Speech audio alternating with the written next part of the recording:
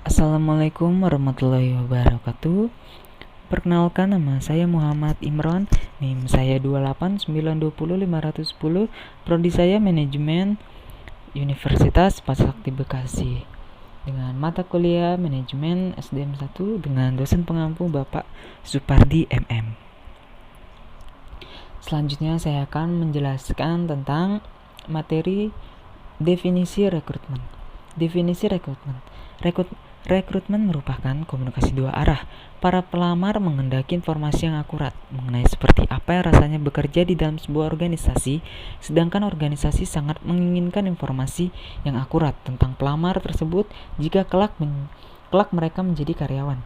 Selanjutnya, D.R.S. Fautisno Cardoso Gomes menyatakan bahwa rekrutmen merupakan proses mencari, menemukan, dan menarik para pelamar untuk dipekerjakan dalam dan oleh suatu organisasi. Menurut Noe et al., rekrutmen didefinisikan sebagai pelaksanaan atau aktivitas organisasi awal dengan tujuan untuk mengidentifikasi dan mencari tenaga kerja yang potensial. Selanjutnya, manfaat rekrutmen.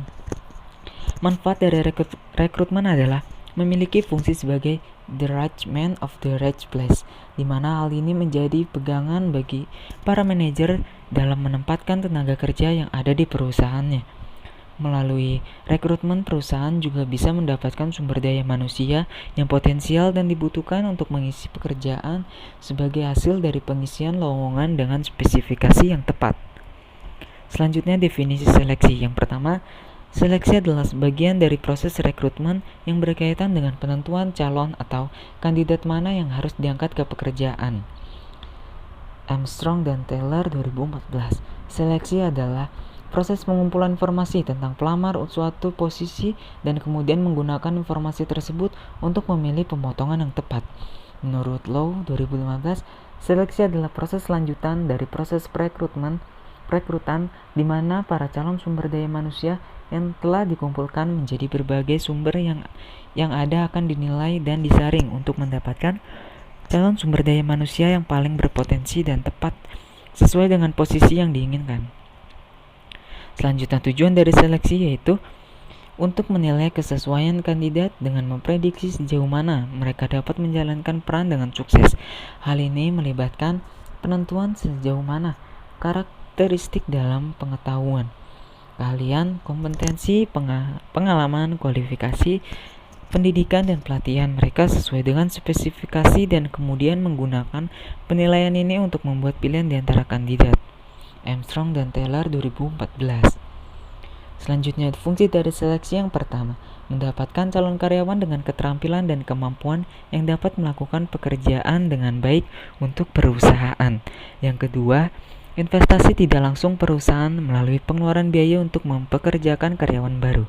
Yang ketiga, terhindar dari dampak hukum mempekerjakan orang yang tidak kompeten sehingga dapat berdampak tidak hanya pada perusahaan tetapi juga berdampak pada sistem masyarakat luas.